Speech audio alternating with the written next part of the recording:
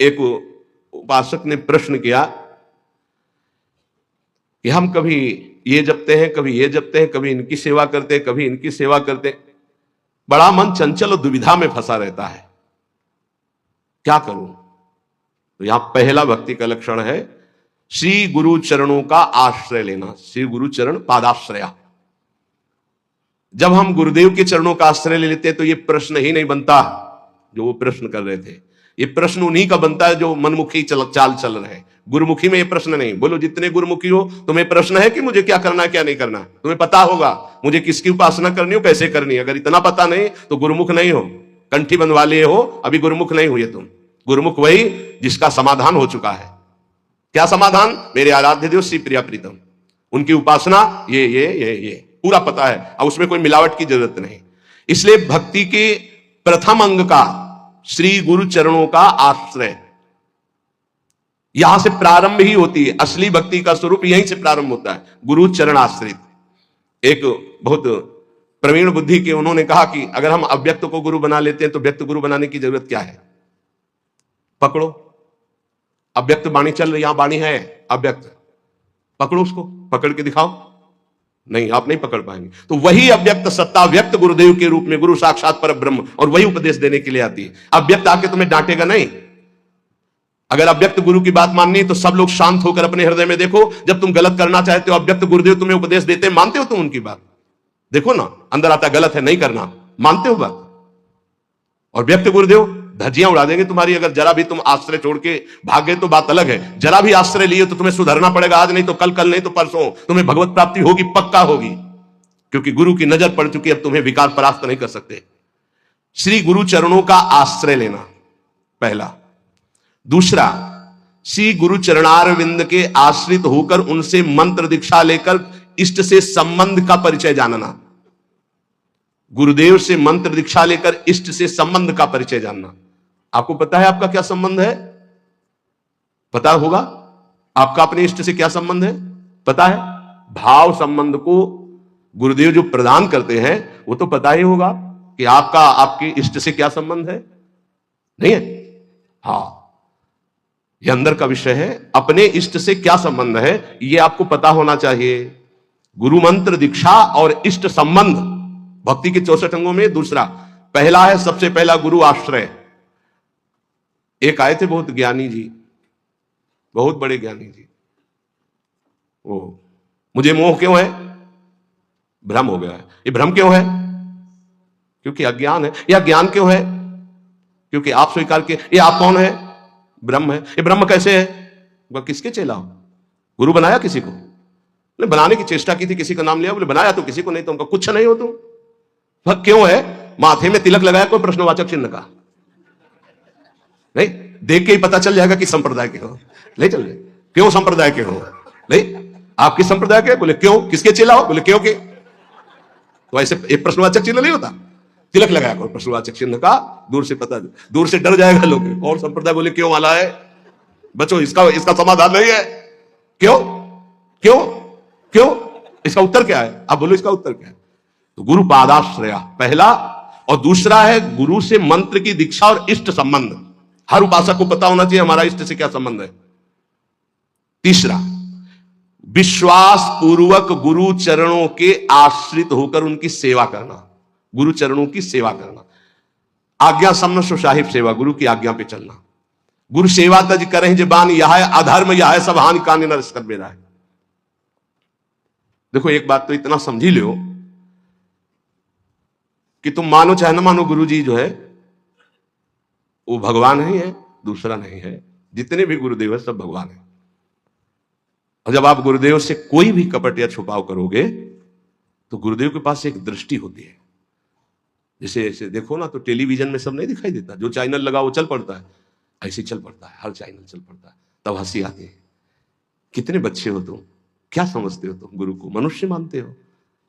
नहीं, कभी ऐसा। हम सबसे हाथ जोड़कर प्रार्थना करते हैं, एक घर ऐसा रखो जहां सत्य की व्यवहार वृत्ति हो। गुरुदेव, माफ हो जाएगा, सब माफ हो जाएगा, हमारी बात मान लेना। तुमने ऐसा किया जी तो तुम्हें दंड भोगना पड़ेगा जी। कोई छुपाव नहीं, कोई कपट नहीं, कोई मत डरो। गुरु से सत्य व्यवहार करो, यह सबसे बड़ी गुरु सेवा है। गुरु ते कपट मित्र ते चोरी, या हो निर्धन या हो कोढ़ी। ये हम संतों की भाषा कह रहे हैं। कुष्ठ रोग से ग्रसित हो जाता है आगे चलकर जो गुरु से छल कपट करता है। ध्यान रखना, निर्धनता, भजनहीनता, ये सब उसके जीवन में आ जाएगी। ये सब 2 मिनट का काम, माया का 2 मिनट का काम है ये। फूलो मत, भूलो मत, सावधान। जिन्होंने मंत्र दिया है, जिन्होंने अपना जीवन दे दिया है, उनके तुम लाड़िले, वो तुम्हारा अमंगल करेंगे। तुम्हें डरना है इस बात से केवल कि हमसे कोई त्रुटि ना हो जाए। गुरु जी हमें डांटेंगे या फटकारेंगे या मारेंगे तो हमारा जीवन कृतकृत्य हो जाएगा। सच्ची मानिए, अभी मारा ही नहीं पड़ी इसीलिए तुम बहक रहे हो। एक बार माया की मार तो बहुत खा चुके हो तुम। एक बार गुरु की पड़ जाएगी चपत तो जीवन ठीक हो जाएगा, पक्का समझ लो। जिस दिन गुरु करुणा करके एक चपत मार देंगे उस दिन से माया मारना बंद कर देगी, पक्का समझ लेना। वो बड़े भाग्यशाली हैं जिनको गुरु की डांट और चपत लगती है। मनमानी आचरण करके ऐसा मत करना कि अब चपत खानी ही है कुछ ऐसा करे कि नाराज हो जाए तो फिर दिन भर नाराज ही बने रहेंगे। इतने हैं, अगर हमसे कोई गलती होती है और गुरु हम पर नाराज होते हैं, चपत मार देते हैं, तो माया की चपत से मुक्त हो जाओगे, पक्का। डरना नहीं, डरो इस बात से कि कहीं हमारे और गुरु के संबंध में कोई बीच में ना आ जाए, बस ये बात, कहीं दरार ना पड़ जाए। और जो डर होता है वो माया जनित, हम डरते नहीं। नरसिंह भगवान से सब डर रहे थे, प्रहलाद जी डरे क्या? दौड़ के गोद में, हमारे गुरुदेव है, हमारे माता पिता है, हमारे मित्र हैं, हमारे प्रीतम है, हमारे स्वामी, यही सब है। तुम्हें माता च पिता तुम्हें, तुम्हें बंधुश्च सखा तुम्हें। तो गुरुदेव के प्रति निष्कपट निश्चल भाव रखना, इससे बड़ी कोई सेवा नहीं है। विश्वास पूर्वक गुरुदेव के चरणों की सेवा करना 64 भक्ति अंगों में, ये 3 तो केवल गुरुदेव में है। गुरुदेव के चरणों का आश्रय, गुरुदेव से प्रभु के मंत्र की दीक्षा और प्रभु से संबंध की जानकारी, तुम्हारा यह संबंध प्रभु से, विश्वास पूर्वक गुरु चरणों की सेवा, तीसरा। चौथा, जिस मार्ग में बड़े बड़े महापुरुष चले आए हैं उसी मार्ग का अवलंबन लेना। कोई नया स्थापित मार्ग नहीं, आचार्य परंपरा से होना चाहिए। लाखों इस परंपरा में सिद्ध रसिक हो गए हैं, लाखों, एक दो नहीं, लाखों, जो भगवत प्रेम में मत वाले। ये जो हमारी वैष्णव परंपरा है वो 4 संप्रदाय है। इसके अलावा ये निकुंज की जो उपासना है ये अलग है। जो 4 संप्रदाय है उसमें श्री जी की, लालजू की सम्यक उपासना है, पर श्री जी के चरणारविंद की ठसक से जो निकुंज की उपासना है, वृंदावनाधीश्वरी की, ये निकुंज से आई हुई सखियां हैं जो आचार्य रूप में आकर के इस रस को प्रदान करती है। बड़े बड़े महाभागवतों द्वारा परिग्रहित मार्ग का ही अवलंबन करना। ऐसी जगह कभी ना जुड़े जहां आचार्य परंपरा ना हो। ध्यान रखो, परंपरा देखनी चाहिए, आचार्य परंपरा देखनी चाहिए। यहां राधा वैष्णव संप्रदाय करता आचार्यो राधा मंत्रदा सदगुरुश्च मंत्रो राधा यश्च सर्वात्मनैवं वंदे राधा पाद पद्म प्रधानम सीत हरिवंशम। 5वां, गुरुदेव से भागवत संबंध में पूर्ण जानकारी होनी चाहिए। भागवत धर्म हमारा क्या है, जिस धर्म में हम दीक्षित हुए, हमारा कर्तव्य क्या है, हमारा लक्ष्य क्या है, हमारी दिनचर्या क्या होनी चाहिए। 6वां, अपने आराध्य देव की प्राप्ति के लिए भोगों का त्याग कर देना। जैसे कल एक भगवत पार्षद स्वरूप वो कह रहे थे कि कहीं कहीं हमको प्याज लहसुन बना भोजन मिल जाता है तो हम पा लेते हैं, तो अपराध तो नहीं।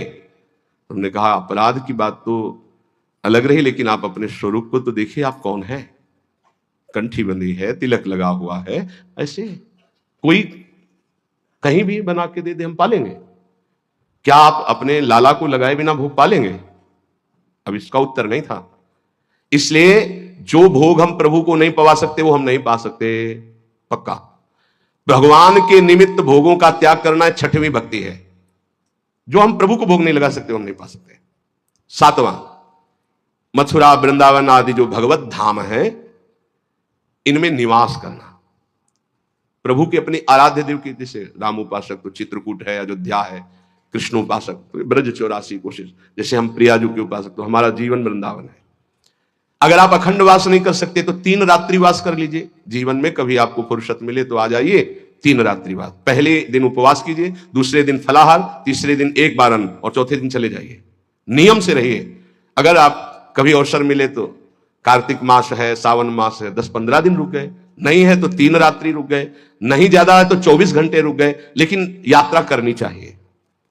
महाप्रभु चैतन्य देव जी ने जब जगन्नाथपुरी में नवद्वीप के सब वैष्णव जन गए थे तब यही कहा था कि गृहस्थी में विशेष भगवत आराधना का समय नहीं रहता, तो साल 6 महीने में ऐसा समय निकालना चाहिए कि 2-4 दिन साधु समागम करें, धाम वास करें, पुरी में वास करें, भगवत दर्शन, ऐसा करना चाहिए। अगर संयोग बन जाए तो एक एक दो दो रुपए जोड़ने चाहिए कि ये जाकर हम वहां पशु पक्षियों की सेवा कर देंगे, ठाकुर को भोग लगा देंगे, दो चार संतों को भोजन पवा देंगे। गृहस्थी में ऐसा करना चाहिए। और जो विरक्त भाव में है वो तो धाम आदि का ही सेवन करते हैं। सातवां ये है मथुरा, वृंदावन, ब्रज, ऐसे 84 कोष है हमारा परम पावन ये ब्रज धाम, तो निवास करना चाहिए जितने दिन हो सके। अखंड तो को हो, कोई कोई विशेष भाग्यशाली लाभ लेता है। आठवां, किसी के द्वारा दी हुई वस्तुओं को अगर विरक्त है तो उतना ही स्वीकार करे जितनी आवश्यकता है, अनावश्यक नहीं। और गृहस्थ है तो किसी के द्वारा दी हुई वस्तुओं को स्वीकार ही ना करे। ये भक्ति का 8वां अंग है। आप गृहस्थ हो, आप अगर नमक रोटी भोग लगाओगे ठाकुर जी को बहुत अच्छा लगेगा, अपनी कमाई का, अपने दूसरे से लेने की जरूरत नहीं। ये जो चटोरापन आ जाता है फिर उससे भक्ति नष्ट हो जाती है, चाहे गृहस्थ हो चाहे विरक्त हो। विरक्त जितनी आवश्यकता हो, गृहस्थ अपनी धर्म की कमाई, दूसरे के आगे हाथ फैलाना गृहस्थ का धर्म नहीं। 9वां, व्रतों का सम्मान करना। 64 भक्ति अंगों में है जो भागवतिक व्रत हैं उनका सम्मान करना, उन दिनों में व्रत रहना, ऐसा। लेकिन यहां वृंदावन नित्य विहार उपासना में विधि निषेध नहीं दास अनन्य उत्कृष्ट व्रतधारी, यहां उत्कृष्ट व्रत धारण किया गया है। ज्ञान धर्म व्रत कर्म जिते सब काहू में नहीं मोह प्रतीति, रसिक अनन्य निशान बजायो एक श्याम श्यामा पद प्रीति, सर्वस्व महाप्रसाद प्रसिद्ध ताके। ये सर्वस्व श्री जी की जूठन के आगे हमारा कुछ नहीं। श्री जी का उच्छिष्टामृत, 8 पैर उनका दुलार। 10वां, आंवला है, पीपल है, तमाल है, ये वृक्ष हैं। आप परिक्रमा कर रहे हैं तो इनको दाहिने कर लीजिए, दाहिने करके निकलिए। अगर आपको शहर में दिखाई दे रहा है कि आंवला, पीपल, तमाल आदि, तो थोड़ा 4 कदम चलकर उससे दाहिने का अपनी परिक्रमा में ले लीजिए, प्रणाम कीजिए। इनका सम्मान करना ये भक्ति का 10वां अंग है। 11वां, जो भगवान की निंदा करने वाले हैं, भक्तों की निंदा करने वाले हैं, भक्ति की निंदा करने वाले, ऐसे भगवत विमुख को पहचान ले और उसका कभी संग न करे। ये भक्ति का अंग है। ऐसा संग जिनके संग कुमति मति उपजे, करत भजन में भंग, तजोरे मन हरि विमुखन को संग। ये दीक्षा देने में एक अंग का वर्णन जरूर करते हैं कि ऐसे लोगों का संग कदापि ना किया जाए। दूसरा कहते हैं कि भोजन, जैसे आप रिश्तेदार या नातेदार के यहां गए या कहीं गए, वहां मांस पात्रों में बनता है और आपने वैष्णो तिलक आदि लगा रखे, तो आपको खीर पूड़ी बना के दे तो भी आपको नहीं पाना है, क्योंकि रसोई तो वही है, पात्र तो वही। हमारा वैष्णव धर्म आज्ञा नहीं करता ऐसा। इसीलिए भगवान के लिए भोगों का त्याग करना। 12वां, अनाधिकारी को शिष्य बना लेना। गुरु को नरक जाना पड़ता है, ध्यान रखना।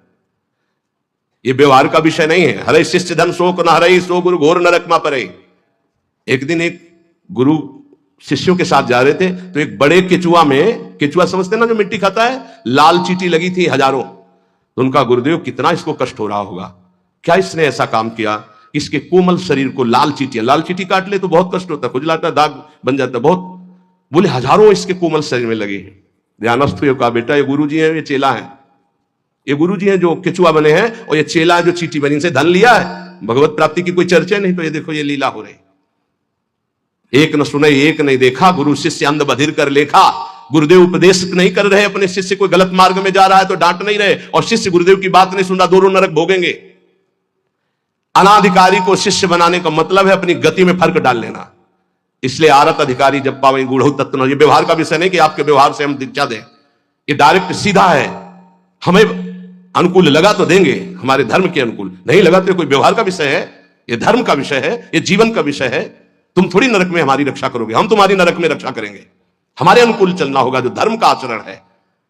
अनाधिकारी को शिष्य बनाने का मतलब है गुरु अपने नरक का निमंत्रण कर देना, या तो सभा में मना कर दे। सेवा विचारम नामक ग्रंथ, उसमें हमने पढ़ा था कि यदि शिष्य आज्ञा का पालन नहीं करता अनाधिकारी, तो सभा में खड़े होकर के उसका त्याग कर दे, बता दे कि हम त्याग करते हैं, आज के बाद स्वीकार नहीं है शिष्यत्व इसका, हमारी आज्ञा का उल्लंघन, तो आप बच जाओगे, नहीं तो भोगना पड़ेगा।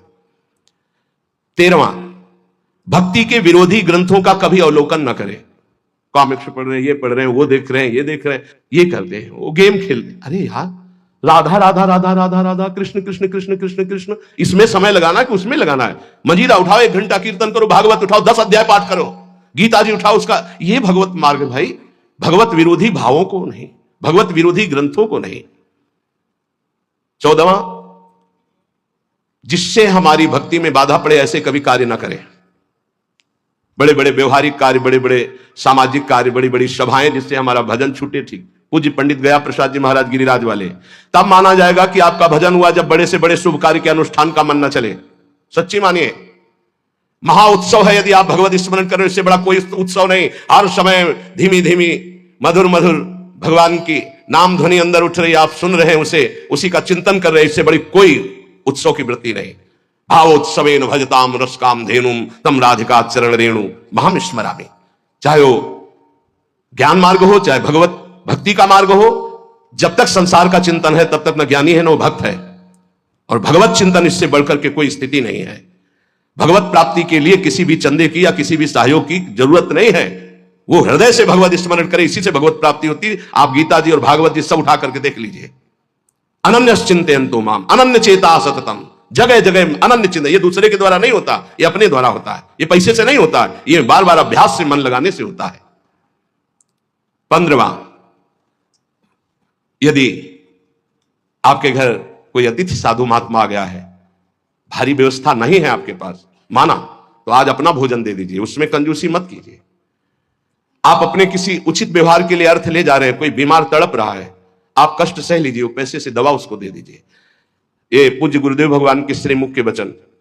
प्राप्त सेवा का कभी भी त्याग नहीं करना चाहिए। वो भगवान की कृपा से आध्यात्मिक उन्नति के लिए होती। प्राप्त सेवा, आप जा रहे हो, कोई बहुत कष्ट से पीड़ित पड़ा है, आपको आवश्यकता है उसकी सेवा, आप बैठ जाओ, उसकी सेवा करो। नहीं कुछ है तो तन से सेवा करो, कपड़े से हवा करने लगो, पानी पिला दो, फिर उस समय जरूरत है तो 4 से याचना करके उसको आप औषधि दिला दो।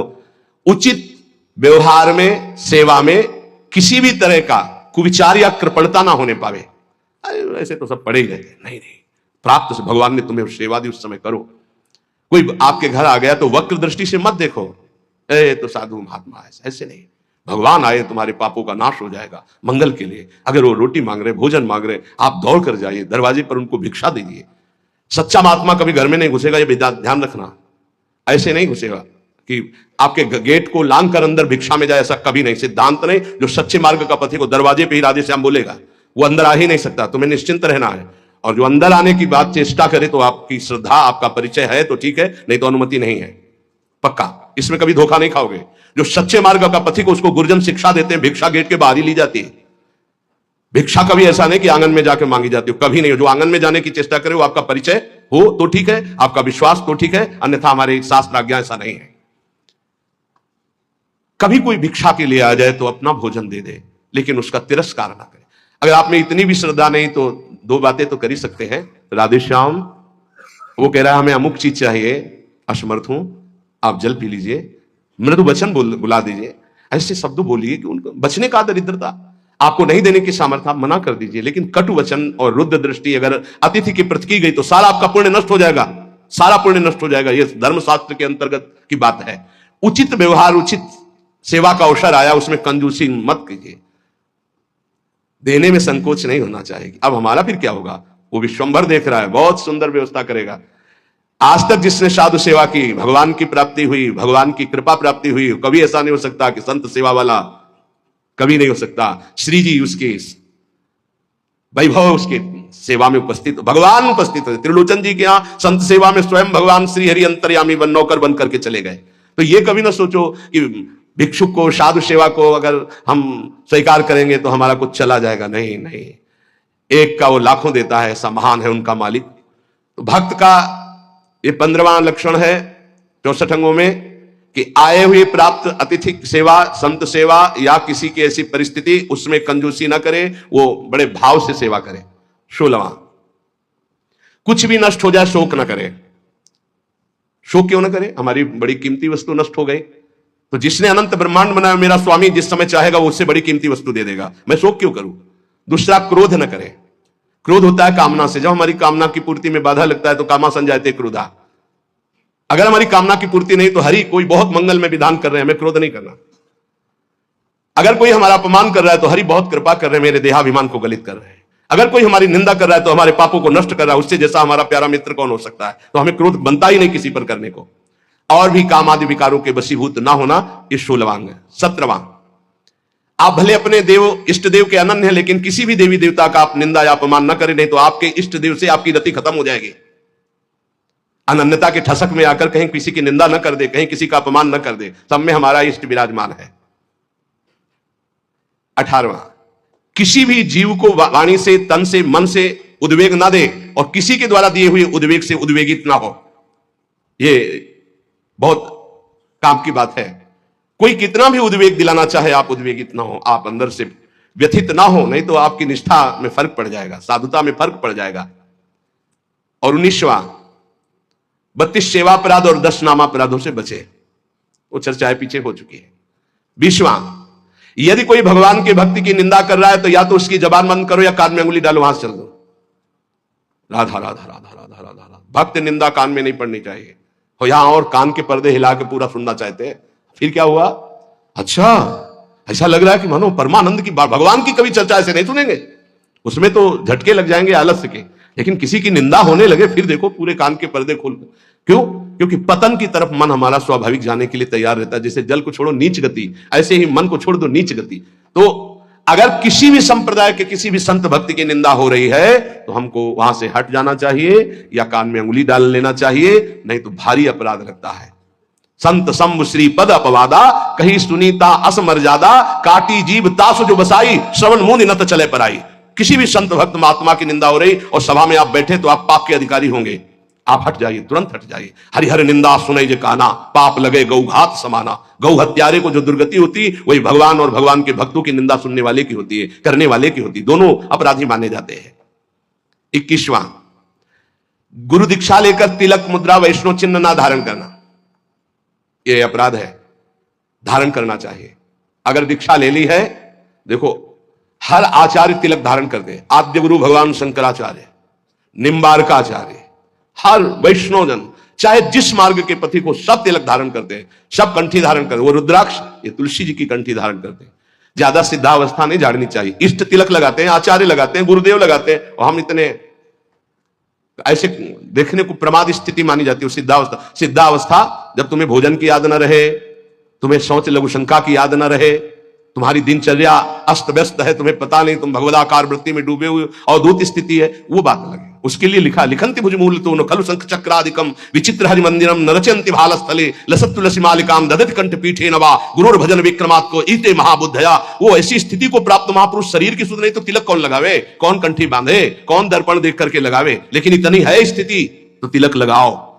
ऐसी स्थिति जो आचार्य स्वयं धारण करते हैं, तिलक गुरुदेव धारण करते हैं, तो बिना तिलक के 1 मिनट भी नहीं रहना चाहिए। जैसे सुबह आते तो पहले पूरे शरीर में रज और सूखी बट्टी से तिलक की रचना, क्योंकि उस समय नहीं होता कि हम बैठकर फिर आकर यहां तिलक रचना करके ऐसे। अगर हमारे पास समय तो हम चाहे सूखी रज से ऐसे तुरंत तिलक बनावे, दिखाई नहीं देगा, पर द्वादश तिलक लगा के ही आगे बढ़ना चाहिए। स्नान के तुरंत बाद तिलक की रचना होनी चाहिए।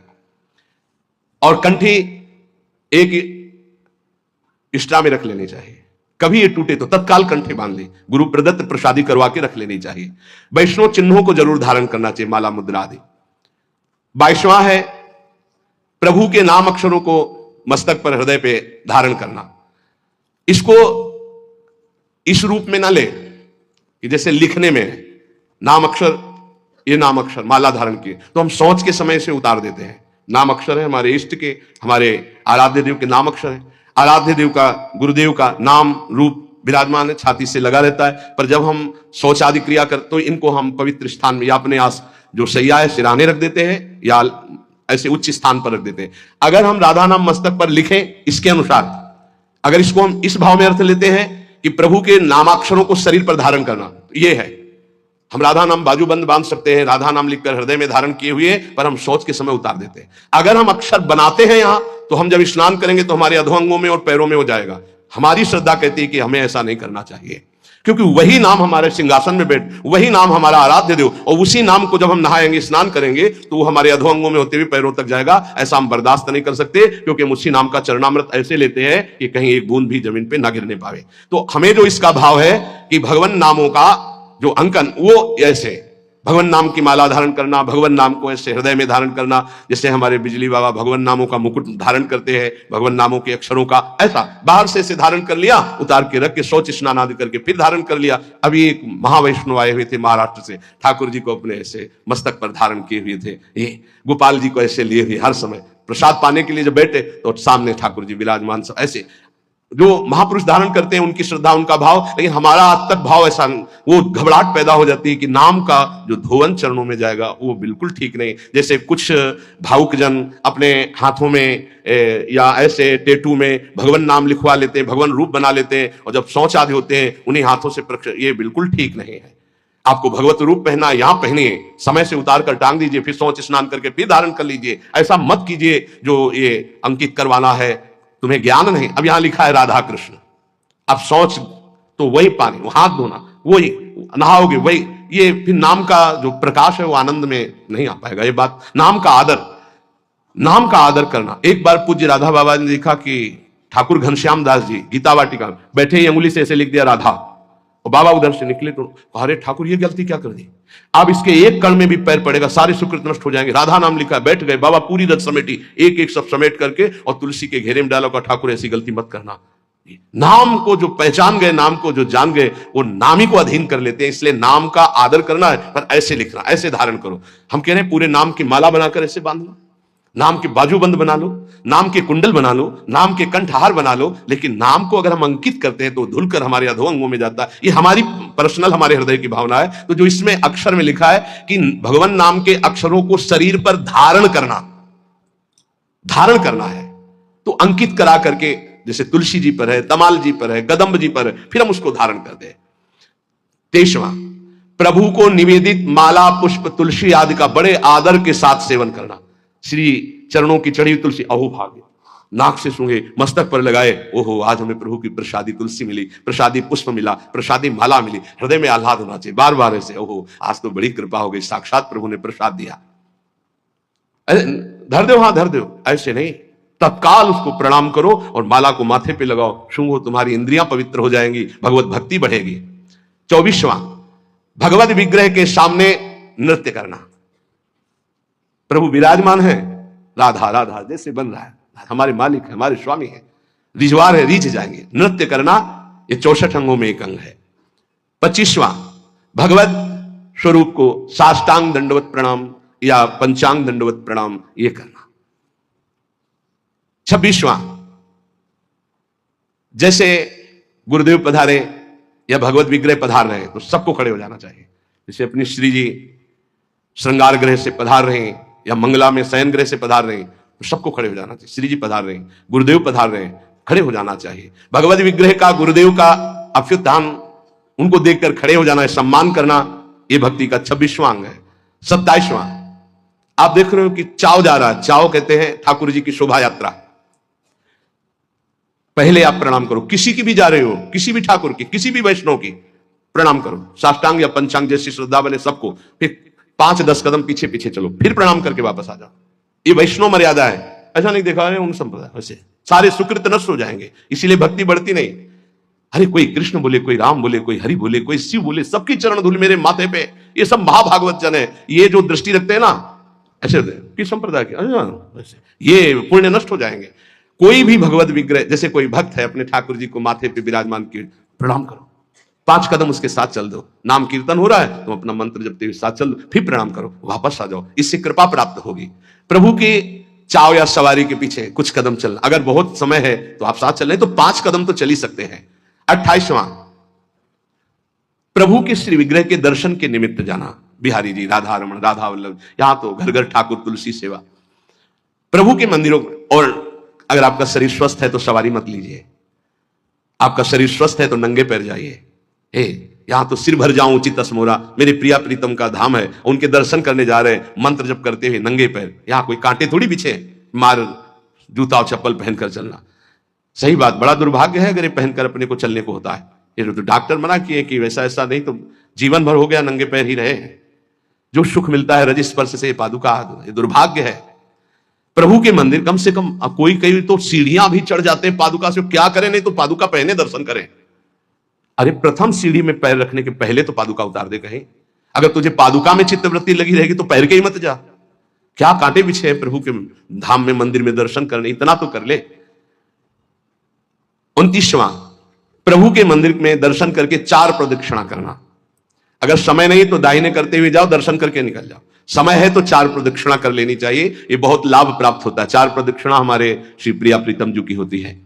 30वां, प्रभु के श्री विग्रह विराजमान करना और उनकी सेवा करना, ये वैष्णव धर्म है। सबके पास सेवा होनी चाहिए, चाहे नाम सेवा हो, चाहे रूप सेवा हो, छवि सेवा हो, श्री विग्रह सेवा हो, सेवा होनी ही चाहिए। क्योंकि बिना सेवा किए मानसिक सेवा में प्रवेश नहीं, और बिना सेवा के आप जी कैसे सकते हैं, पानी कैसे पीते हैं, भोग कैसे पाते हैं? जब भोग लगा लेते हैं तब पाते हैं। तो प्रगट में सेवा हर वैष्णव के पास होनी चाहिए, चाहे राधा नाम की ही सेवा क्यों ना हो। 31वां, प्रभु के लिए परिचर्या करते हुए पंखा डुलाना, चंवर डुलाना, माला गूंथना, चंदन घिसना, जहां प्रभु विराजमान हुआ सोहनी लगा करके पोछा लगाना, विविध प्रकार की भोग तैयारी करना, ये विविध प्रकार की जो परिचर्या है ये बहुत बड़ा लाभ प्रदान करती है। इसी परिचर्या के बल से अम्बरीश जी की रक्षा में सुदर्शन चक्र था। चक्रवर्ती सम्राट होते हुए स्वयं पोछा ठाकुर जी के लिए लगाते थे, स्वयं परिचर्या करते थे। ये छोटी मोटी बात नहीं जो आप पंखा करते हो, चंवर करते हो, श्री जी की सेवा में हो। साक्षात श्री जी ने स्वीकार किया है, चाहे वो कोई गेट सेवा में हो, चाहे वो सब श्री जी की सेवा में। सेवा परिचर्या से आराध्य देव को अधीन किया जाता है। 32वां, प्रभु के सम्मुख बैठ करके उनके गुणों का गान करना, उल्लसित होकर गाना चाहिए। प्रभु राग रंग नहीं देखते। मानत अपनो भाग राग करत अनुराग बिन दीखत सकल अभाग श्री हरिवंश कृपा बिना। बहुत सब राग रागिनियों का ज्ञान है लेकिन अनुराग नहीं है तो प्रभु नहीं रीझते। हाँ, लोग तो रीझ जाएंगे, प्रभु नहीं रीझेंगे।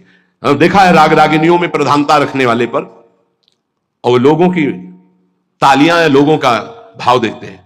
प्रभु बैठे उनकी तरफ पीठ है, ऐसे प्रभु हैं, ऐसे बैठे राग रागिनी, सामने तालियां बज रही, सामने बज रहे। मानत अपनो भाग राग करत अनुराग बिन दीखत सकल अभाग। कोई राग नहीं आता, आप ऐसे गा रहे तो वाह वाह ठाकुर जी बोल उठेंगे जिस दिन भाव से गाओगे। नाम बाणी जहां श्याम श्यामा तहां, नाम बाणी सुनत श्याम श्यामा सुबस।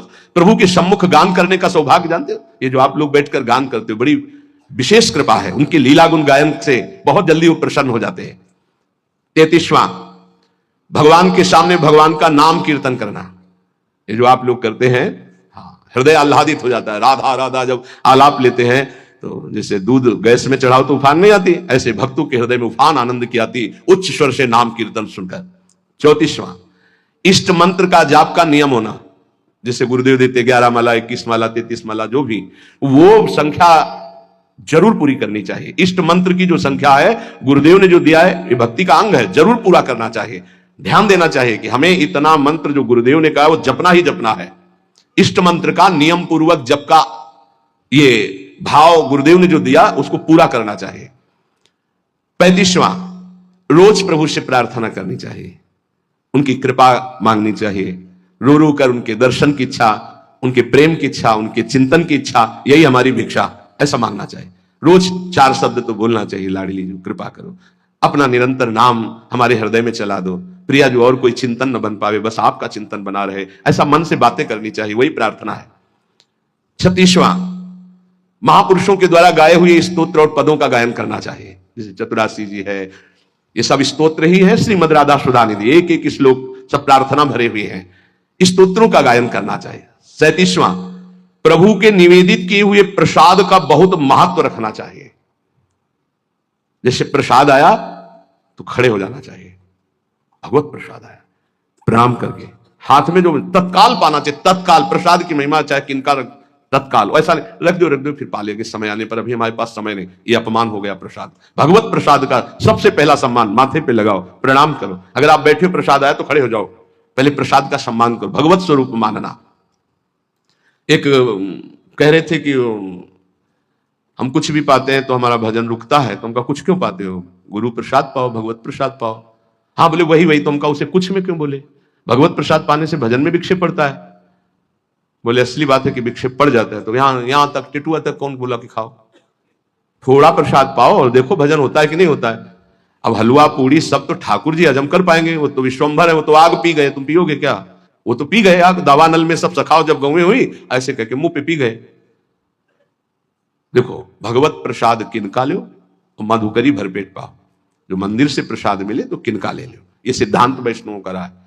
एक बार झाड़ू मंडल के पूज्य महाराज बलराम दास जी महाराज, उनको वृद्ध अवस्था में एकदम काम वेदना जागृत हो गई। वो कोई माताएं स्नान करेंगी तो दृष्टि, तो उन्होंने कहा कि अब जीवन को नहीं रखेंगे, गलत भाव आ गया। तो सब भक्तों ने कहा कि चलो वृंदावन की परिक्रमा लगाते हैं, तो नाम कीर्तन करते हुए परिक्रमा लगाई तो जो विकार आया था वो हट गया। बहुत बड़ा प्रभाव है, जिससे आपका ज्यादा दिमाग संसार की तरफ आकर्षित होने लगे, तो कोई अन्न चला गया दूषित, तो आप वृंदावन की गिरिराज जी की परिक्रमा लगा लो, पूरा नशा उतर जाएगा, जो अन्न आदि का दोष का है वो नष्ट हो जाएगा। और उन्होंने कहा कल प्रसाद कहां से पाया? तो कहा गोविंद देव जी का, उस समय गोविंद देव जी विराजमान थे। गोविंद देव जी का प्रसाद भला कैसे? गए और जो श्रीअंग सेवी थे उनसे पूछा कल गोविंद जी का भोग कहां से लगा? बोले कलकत्ता की वैश्या ने लगवाया। तो गोविंद जी से कहा भोग है ना, आपका प्रसाद न पाओ तो वो अपराध बने, प्रसाद पाओ तो काम दोष जागृत हो। इसका मतलब क्या है? वो तो सीधे ठाकुर जी से बात। तो ठाकुर जी ने कहा बाबा प्रसाद पाने के लिए कहा था, भरपेट पाने को कौन कहता है? इतना किनका लो प्रसाद का, हमारा पूरा संसार है, हम तो सबके पाएंगे, हम तो सबके लाड़िले हैं, तुम्हें जरा सा किनका लेकर हमारे प्रसाद की रक्षा करनी और पेट भरना माधुकरी से भिक्षान्न के द्वारा, भगवान के निवेदित प्रसाद को ग्रहण करना। अच्छा, अब जैसे प्रियालाल का भोग है, रोज खीर हलवा पकौड़ी कचौड़ी 50 प्रकार के भोग लगते हैं। अब रोज पाओगे तो तोंद चिकनाएगी, भजन में रस थोड़ी आएगा, पक्का समझो। भजन में तब रस आएगा जब इतना किनका ले लिया। और देखो अपने लोग तो उपासक हैं, श्री स्वामी हरिदास जी महाराज ललिता जी के अवतार, कोई साधक नहीं है, पर 56 भोग बिहारी जी का लगा, उत्तम भोग लगाए मोर मरकट को सेवाएं। वृंदावन के मोर मरकट को ऐसे ऐसे करके चीख लेते, और चना, आप चना पाके रहते सूखे। बिहारी जी का भोग 56 भोग, उत्तम भोग लगाए मोर मरकट को सेवाएं। वृंदावन के मोर मरकट गाय आदि को दे दे, भगवत प्रसाद है, पाओ तुम। हम क्या पा रहे हैं? जरा किनका लिया और सूखे चना। भगवान के चरणामृत का पान करना, आदर। जब चरणामृत लेने का अवसर आए, 38वां नंबर, तत्काल ऐसे हाथ में ऐसे वस्त्र लगा के चरणामृत लेना। कोई कोई तो हमने राधा वल्लभ जी ने सुना, पानी दे दो हमको भी जल, ऐसे नहीं बोला जाता। चरणामृत पानी, चरणामृत जल है, नहीं नहीं, भगवत चरणामृत तो बेचारे जानते नहीं ना, ऐसे सदैव लेना चाहिए कि एक बूंद भी पैर में ना गिरे, ऐसे लेकर चरणामृत का पान करना। और रोज नियम बना लो, सबसे प्रार्थना है कि बिना चरणामृत के तुम्हारी दिनचर्या शुरू नहीं होनी चाहिए। स्नान किया, रज लगाई, तिलक लगाया, चरणामृत लिया, अब हमारी दिनचर्या शुरू होगी। जब तक जबान, हम ये परम वैष्णव की बात करें, जबान में चरणामृत नहीं गया तब तक और प्रसाद नहीं पाएंगे, पहले चरणामृत। और 39वां, प्रभु को चढ़ी हुई सुगंधित इत्र धूप आदि ग्रहण। इत्र का जैसे फुहार श्री जी के अंग, बहुत मंगल में श्री ओ से गंधारी, मेरी प्रियाजू के श्री अंग का स्पर्श किया। इसीलिए इन प्रेमी जनों को समझ पाना मुश्किल होता है। अब इत्र की सुगंध आ रही, पान का बीड़ा मुख में लगा हुआ है, तो लगता है कि कैसे पान खाए हुए जो निषेध है, माला पहने हुए जो निषेध है, संत को इत्र लगाए हुए जो निषेध, पर यह निषेध नहीं है, यहां यह विधि है। वैष्णव सेवा, वैष्णव संप्रदाय में भगवत आराधना में यह विधि है। प्रभु को चढ़ा हुआ इत्र और धूप आदि की गंध लेना, सुगंध लेना, इससे भक्ति बढ़ती है। 40वां, पवित्र होकर ही भगवत विग्रहों का स्पर्श करना, अपवित्र दशा में नहीं। और बहुत पवित्रता का थोड़ा निर्वाह आजकल बहुत कठिन हो गया है। अब इतने बढ़िया बाथरूम बने हुए कि रज का तो छू नहीं सकते हैं, वही साबुन से ऐसे कर लिए तो हमारी दृष्टि में अपवित्र ही मानते हैं हम। अगर रज का सेवन नहीं तो अपवित्र ही है। और अगर आप कि वस्त्र उस शौचालय वाले पात्र में है ना, उसमें छू गए तो हम अपवित्र मानते हैं, वो सेवा लायक नहीं। बहुत संभाल करके, आजकल वो अटैच बाथरूम है ना, बहुत संभाल करके, पवित्रता बड़ा कठिन हो गया है। 41वां, जब दर्शन करने जाए तो आचमन करके पवित्र होकर के ही भगवत दर्शन करने जाए। 42वां, अगर आप दर्शन करने गए हो, पर्दा आ रहा है कि आरती होने वाली है, तो रुक जाइए, चाहे जितना बड़ा काम हो, भारी से भारी कार्य को छोड़कर आरती के दर्शन करके ही जाइए। आरती का महत्व रखिए। आरती के प्रकाश में जब प्रभु के श्री अंगों का दर्शन होता है, कोटि कोटि जन्मों के आघों का मार्जन हो जाता है। 43वां, अगर कहीं भगवत चर्चा हो रही, कथा हो रही, भगवत नाम कीर्तन होता, रुक जाओ, 2 मिनट बैठ जाओ। एक घड़ी आधी में पुण्यादि, तुलसी संगत साध की कोटि कटे अपराध। अगर भगवत चर्चा हो रही, कथा, यहां क्या हो रहा, सत्संग, बैठ जाओ। आधी में पुण्य आदि, 12 मिनट बैठ जाओ, 6 मिनट बैठ जाओ, कुछ शब्द पढ़ जाएंगे, तुम्हारा मंगल हो जाएगा। नाम कीर्तन हो रहा है, भगवत कथा हो रही, कोई संत भगवान बोल रहे, 2 मिनट सुन लीजिए, तुम्हारा मंगल हो जाएगा। भक्ति का अंग है, हाथ जोड़ करके वहां बैठ करके सुना, ज्यादा समय नहीं तो 10 मिनट सुना, चल दिया। 44वां, हर समय भगवत कृपा, गुरु कृपा की बाट जोहते रहना, गुरुदेव की कृपा की याचना करते रहना, भगवत कृपा की याचना करते रहना, क्योंकि इसी कृपा से सारी निर्विकारिता आती है। गुरु कृपा से ही निर्विकारिता, भगवत कृपा से ही आती है। 45वां, नित्य निरंतर भगवान के नाम का जाप करना। मंत्र जाप का नियम तो है ही, लेकिन उठते बैठते चलते फिरते श्वास श्वास में अपने आराध्य देव के नाम का जप करना। 46वां, नाम जप करते हुए रूप के ध्यान का अभ्यास करना। श्री आधा वल्लभ लाल को हृदय ध्यान, मुख नाम, मुख में नाम और हृदय में उनका ध्यान। 47वां, अपने द्वारा जितने भी कर्म हो रहे हैं शुभ भागवतिक, सब भगवान को अर्पित करना। अपनी दिनचर्या को जांचना कि भगवत विमुख कोई कार्य तो नहीं हो रहा है। अगर गलती हुई है तो भगवान के सामने प्रायश्चित करो कि हमसे गलती हुई नाथ, हृदय में जलन पैदा करो, आगे से वो गलती ना हो और सब भागवतिक कार्य भगवान को अर्पित करें। 48वां, हर समय दृढ़ विश्वास रखना प्रभु हमारी रक्षा करेंगे। निश्चित भगवान हम पर कृपालु है, हमारा कोई बाल बाका नहीं कर सकता। हर समय दृढ़ विश्वास रखना। 49वां, जो बहुत प्रिय वस्तु है भगवान को समर्पित करना। अपने को जो बहुत प्रिय लगे वो भगवान को समर्पित करना। जैसे कृष्णदास जी जा रहे थे, देखा कि गरम गरम जलेबी बन रही, अरे ये तो श्रीनाथ जी के लिए बोल, आंख मुंदी भाव में, तो वहां पाने लगे श्रीनाथ जी। जय जय ने पूछा कि ये विठलनाथ गोस्वामी जी ने कि जय जय हमने तो यहां भोग लगाया नहीं, आप कहे बोले कृष्णदास बाजार से भावना कर रहा है तो मैं पा रहा हूं। जो अपने को प्रिय वस्तु है, अरे ये तो श्री जी के लिए ठीक रहेगा, ये तो प्रभु के लिए ठीक रहेगा। 51, हर समय प्रभु की शरण में है, ये ध्यान रखना। हरि शरणम सनकादि रखते रहते हैं, तो हर समय अपने को ध्यान रखना कि मैं कोई अनाथ नहीं हूं, मैं दीनानाथ नाथ अनाथन हित समर्थ मोहन श्री राधा, हम प्रिया प्रीतम की शरण में हैं। 52, प्रभु के लिए ही केवल सारी चेष्टाएं करना, स्वसुख वांछा का त्याग करके ये जब करोगे तो ये आ ही जाएगा। तत्सुख भावना में दृढ़ हो जाना।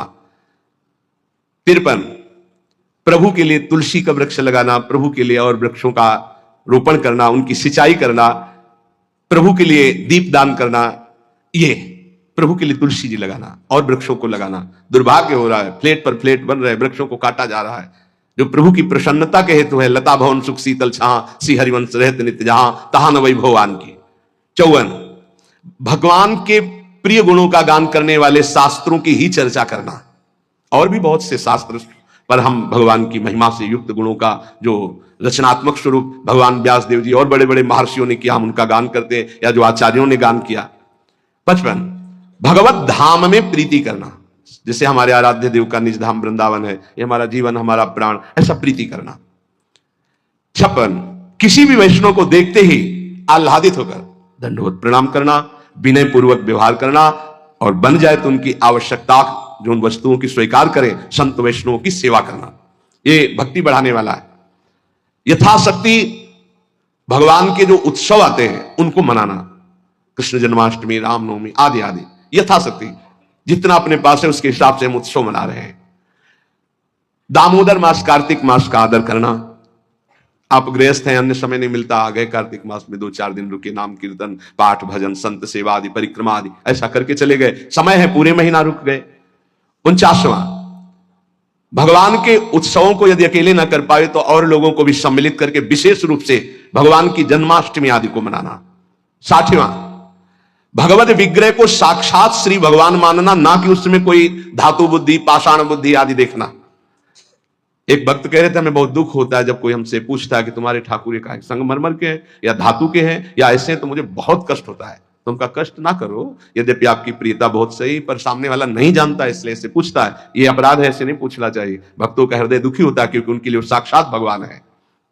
60वां, भगवत विग्रह और भगवत भक्तों की सेवा का प्रधान भाव होना, यह हमारे जीवन का परम लक्ष्य है। ठाकुर सेवा और संत सेवा, अगर दोनों में पूछा जाए तो पहले संत सेवा फिर ठाकुर सेवा। हम अगर ठाकुर जी का स्नान श्री जी का करा रहे हो, कोई भक्त आ जाए तो श्री जी को वहीं वैसे विराजमान करो, पहले उसका आदर करो, ऐसा ध्रुवदास जी ने भी वर्णन किया है। 61वां, जो भगवत शास्त्र के भगवत प्राप्ति के सूत्र है, सिद्धांत है, उनका मनन करना। श्रवण करना, गायन करना तो है ही, मनन करना। 62, भगवत भक्तों की नामावली भक्तों का कीर्तन करना, भक्तों की अर्चना करना, भक्तों की वंदना करना, भक्तों का संग करना, भगवान से भी बढ़कर भक्तों की प्रतिभाव करना, ये बहुत बड़ी बात है। 63, उठते बैठते चलते फिरते खाते पीते रात दिन जागृत स्वप्न सुसुप्ति स्फुरत में राधा पदाजत छटा, अपने आराध्य देव के चरणों का चिंतन उठते बैठते चलते फिरते हर समय। 64, मथुरा मंडल, संपूर्ण मथुरा मंडल में इसका सेवन करना। ये भक्ति के 64 अंग सारांश में कह गए, इनकी व्याख्या की जाए तो महीनों चलेंगे। पीछे शुरू की थी तो स्मृति तक पहुंचे थे, भगवत स्मृति तक पहुंचे थे। इसलिए इन अंगों का सांगोपांग यदि उपासना हो जाए तो प्रेम का प्रादुर्भाव हृदय में हो जाए। अब इन 64 अंगों में बिल्कुल सरल भाषा में जिससे सब अंग आ जाएंगे, गुरु चरणों का आश्रय ले ले और गुरु मंत्र और गुरु नाम जो दिया हुआ है खूब रटे, सब अंग आ जाएंगे अपने आप।